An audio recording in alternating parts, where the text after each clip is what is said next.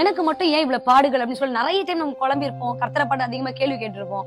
ஆனா ஒரு சத்தியம் என்ன தெரியுமாங்க, பாடுகளின் மூலமாய் ஒரு நன்மைகள் என்னன்றதை தெரிஞ்சுக்கிட்டோம் அப்படின்னா பாடுகளை குறிச்சு ஆண்டவர்கிட்ட என்ன பண்ண மாட்டோம், ஏன் கேள்வி கேட்க மாட்டோம்.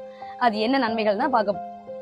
நம்ம பாடுகள் வழியா கடந்து போகும்போது தான் நம்மளே ஆராய்ஞ்சு பார்க்கவும், ஒருவேளை என் மேல என்ன மிஸ்டேக்ஸ் இருக்கு, எனக்குள்ள என்ன சரி செய்ய வேண்டியது இருக்குது இப்படி நம்ம பாத்துக்கிறதுக்காகவும், இல்ல நம்ம என்ன தப்பு பண்ணோம் அப்படின்னு சொல்லிட்டு ஒரு சில விஷயங்கள்ல வசனத்தின் மூலம் நம்மள நாமளே ஆராய்ஞ்சு பாக்குறதுக்காகவும், இன்னும் மென்மேலும் பரிசுத்தம் அடைவதற்கும் இந்த பாடுகள் என்ன பண்ணுது, நம்மள கர்த்தரோடு கூட என்ன பண்ணுது, வழி நடத்துது.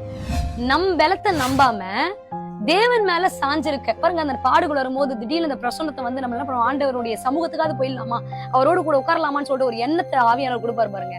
அது ஏன் அப்படின்னா அது மூலமா தான் நம்ம ஆண்டவரை சார்ந்திருக்கவும், ஆண்டவர் அவர் கொடுக்குற அந்த பலத்தை நம்மளால அந்த இடைகட்டி அந்த பாடுகள் வழியா நம்ம எப்படி வாழ்ந்து காட்டலாம் அப்படின்ற ஒரு வழிநடத்தல பரிசுத்த நம்மளுக்கு கொடுப்பார்.